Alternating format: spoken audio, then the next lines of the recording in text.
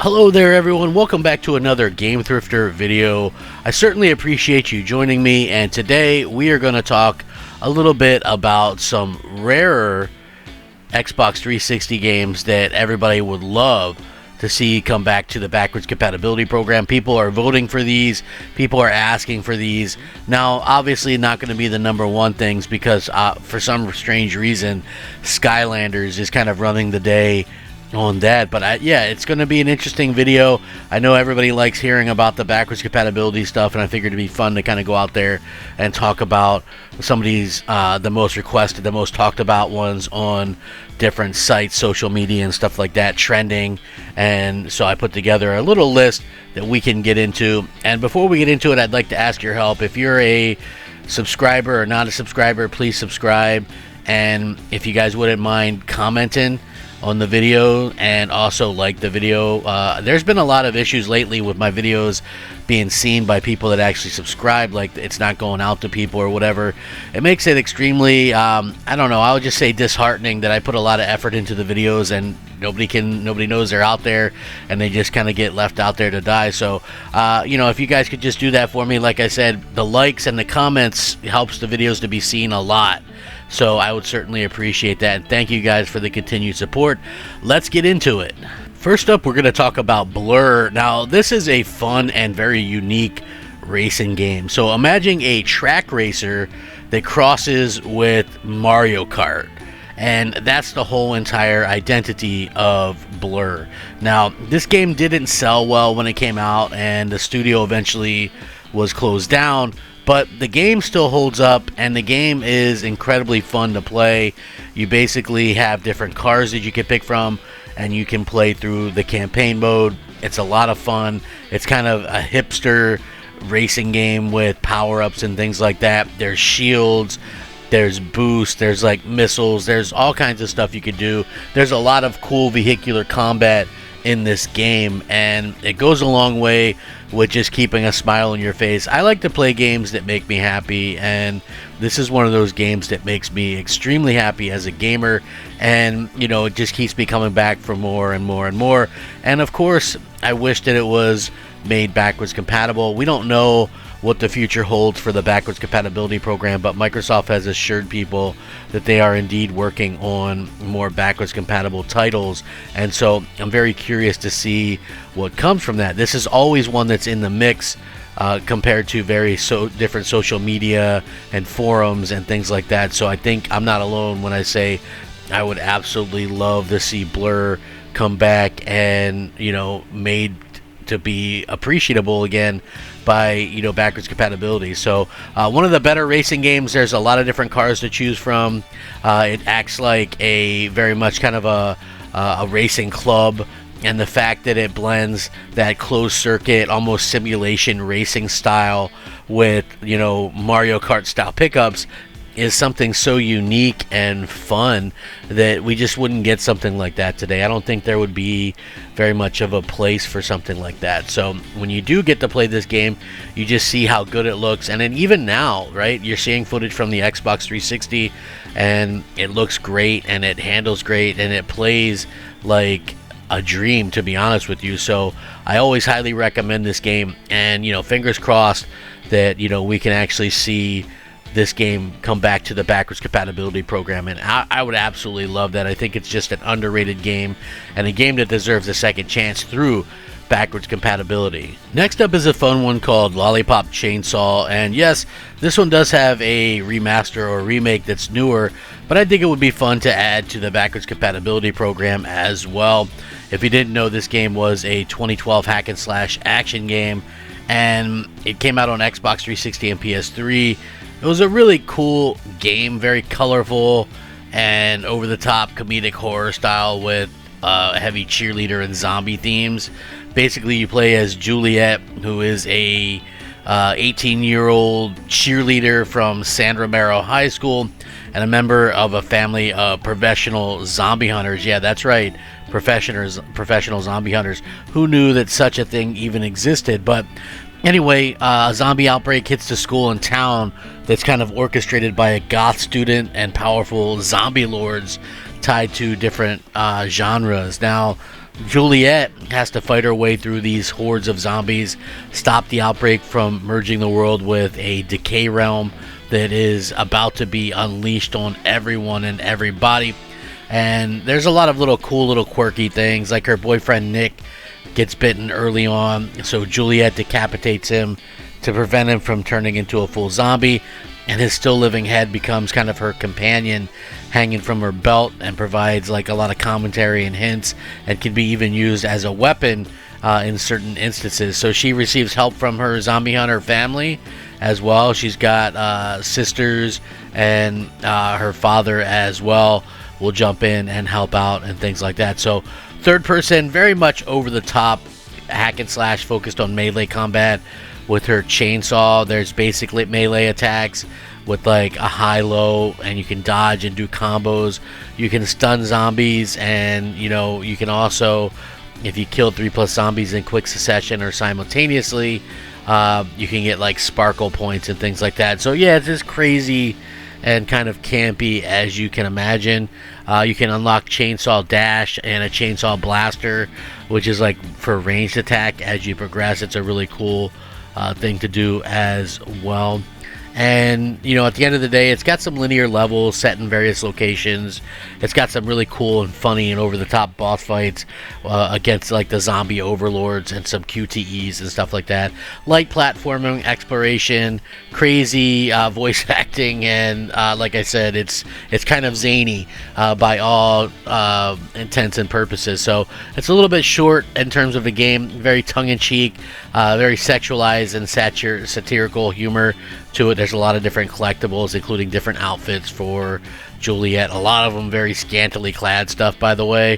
So like I said, it's a lot of flash and kind of stylish, high score stuff, almost like arcade-ish, but still a lot of fun overall, and just something worthwhile playing through. But I always recommend this game, whether you play it through the 360 or PS3 or the newer version on the newer platforms. It's still just a lot of fun to jump into. Next up, of course, is the Simpsons Game, which is a 3D action platformer, and of course came out on a lot of different platforms. And the interesting thing about this game is, yeah, it came out on a bunch of different platforms, and each platform got its own unique cover art, which I thought was pretty phenomenal, and something that was kind of fun to kind of collect for if you're a bit of a collector. Now, this game is a bit more expensive now, but it's still a game that's worth owning on multiple platforms if you so choose. So that's really kind of a fun thing if you sort of look into it at that kind of aspect. So for me personally,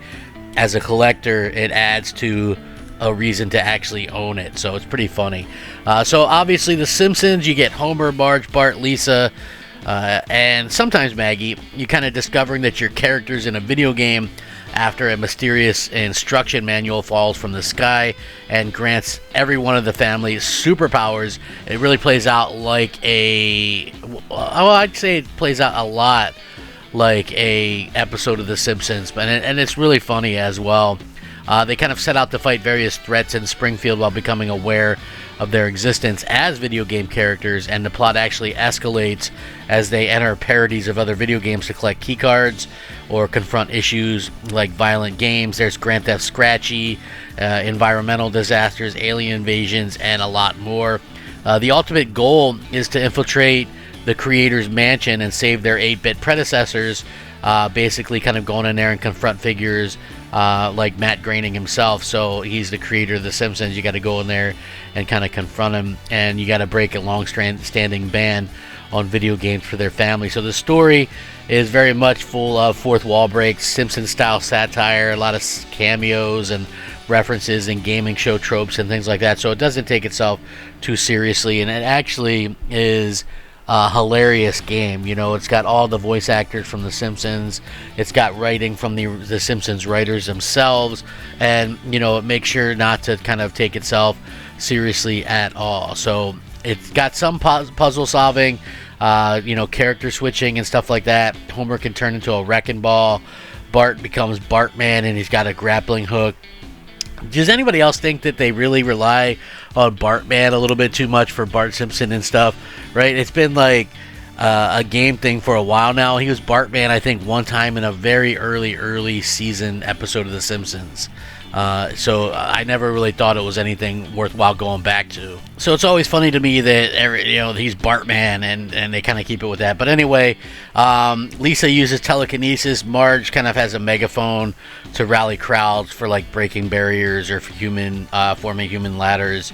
And there's a lot of different levels in the game. There's like the Land of Chocolate, which is the Homer one. There's Never Quest. There's Grand Theft Scratchy, Invasion of the Yokel Snatchers. It's really funny. If you're a fan of The Simpsons, you're going to want to play this game. It's got constant jokes and cutscenes with interactive gags and things like that. Short, but definitely replayable, and hard to believe this is the last Simpsons game we got. And no wonder people wanted to come back. I mean, The Simpsons in a video game, what could go wrong? Mother, get an extra special hug ready. I bought you a new juicer. Good Lord, flu germs entering every orifice in my head.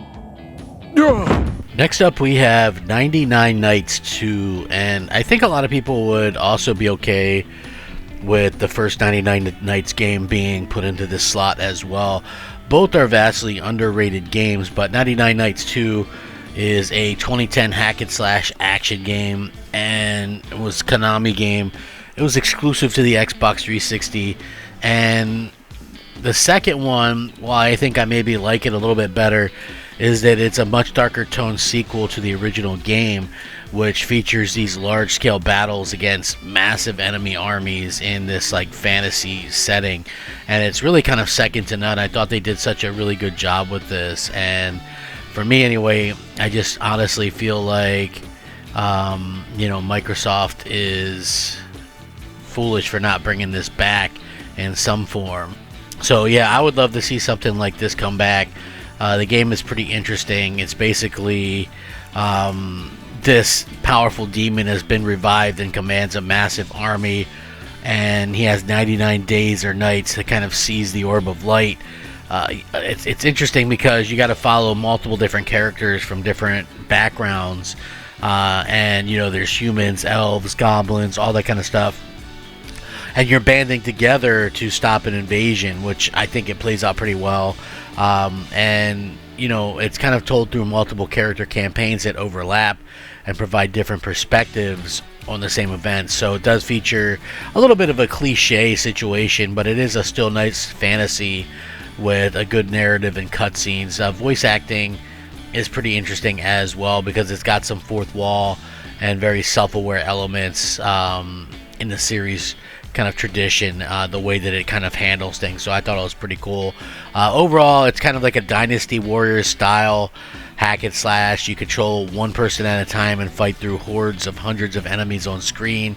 It's got fast-paced combos and all that kind of stuff. Every character has unique abilities, magic attack and stuff like that. You kill enemies to gain experience and level up stats. You collect accessories and weapons, and the other cool thing about it is that the game emphasizes the quantity of enemies and flashy combat over like deep strategy or challenge in normal mode. So again, this isn't the most highly loved game, but I think it's a kind of a cool game that should be brought back through backwards compatibility and could find new life that way. Next up, Transformers Devastation. I know I always try to fit a Transformers game in here. I like them all. Even the movie-based ones are still fun to kind of look at and see as a great option there. But at the end of the day, I think Transformers Devastation is a really good game because I like the G1 Transformers, and the fact of the matter is you have the G1 Transformers here in a way that they aren't necessarily in the other games. So that's probably why I look into that and say, hey, this is one of my favorites of all time. So again, I do like the way that they kind of handled this, and I think that there's obviously a lot of people that are going to like this game as well. It's got that really cool cel shaded look to it, which I love. It's got Megatron and Decepticons. They're kind of planning this kind of the cyberform Earth to harvest its resources and things like that, which obviously would be a big no-no at the end of the day. But still, they're going to try to do it, and again, it's going to be up to them to kind of see if that's something that they want to kind of pull off. So the Autobots are of course led by Optimus Prime, and you got to arrive in New York City and you stop this invasion, and again, it's all very cool stuff. I like the way that they kind of handled it. It feels almost like an episode of the original cartoon, and I absolutely adore that cartoon. So that is really cool to kind of see, and I love the way that they kind of handle that. It is very much a short, self-contained, episodic style G1 adventure, but it does have voice acting from the original cast, like Peter Cullen as Optimus, and even Frank Welker as Megatron in like over-the-top action and stuff like that. So I really look at that as cool. 3D hack and slash brawler, fast-paced. You get different playable characters, including Optimus Prime, Bumblebee, and even Grimlock, who does a really cool Dinobot mode. So light and heavy melee attacks, you can transform into the vehicle mode pretty much at any time. There's multiple missions. It's a little bit of a short game, but still a very fun game nonetheless, and you can play through it for different ranks and collectibles and stuff like that. It's really much got a highly fluid combat, authentic G1 feel, excellent presentation, and it's satisfying, with the button mashing and stuff like that. So always highly recommend this one, and hope we see it come back to backwards compatibility. And last but not least, I'll leave you with a pretty good Spider-Man game, and that is Edge of Time, which is a really cool action-adventure game done by Beanox, and this was published by Activision. So obviously, Microsoft actually owns the publishing rights to it and things like that. And the cool part about this game, it features two different Spider-Men working across timelines. So it basically follows the Amazing Spider-Man, who's Peter Parker in present day, and Miguel O'Hara, Spider-Man 2099, of course from the futuristic year 2099. There's this corrupt alchemist scientist who travels back in time to kind of establish his evil corporation even earlier, fundamentally altering history. And the change leads to Peter Parker. Actually, I don't want to give away too much, so yeah, we'll just say that it leads to some bad stuff. And so the two Spider-Man kind of have this temporal link to team up across time to stop this guy. And it's a linear third-person action adventure. It's got platforming, combat, puzzle elements, and it automatically switches between the two characters at different set points in the story, so it kind of handles it for you. Amazing Spider-Man Peter Parker focuses more on web-based combat and environmental attacks, and Spider-Man 2099 kind of focuses more on faster, more agile, and speed-oriented with accelerated decoy ability as well, kind of drawing enemies and allows for stealthy attacks and things like that. It does like all the web swinging, web zipping, wall crawling, and acrobatic stuff that you would expect from a Spider-Man game. And most action takes place inside this tower, so it's less open world city swinging than previous Spider-Man games, but it's still very focused, and I think that says a lot about the game itself. You collect golden spiders for upgrades and unlocks. You can do separate upgrade trees for each Spider-Man, like health, damage, new moves, and things like that. Replayable challenges as well. The game is actually known for its very strong story through time travel and things like that. It can be a little bit repetitive at times, but overall I just look at this as a solid pickup and one of the better Spider-Man games on the Xbox 360. And so it's a real shame that we haven't seen any of these come back to backwards compatibility, but I think this one would be a great choice. And that's a nice little short and sweet list of some ones that have been kind of rumored and some of the most asked for backwards compatible titles to come back to the Xbox Series X through the Xbox 360. So I think that's a really cool list. Let me know which ones I missed or which ones from this list would be your favorites in the comments below.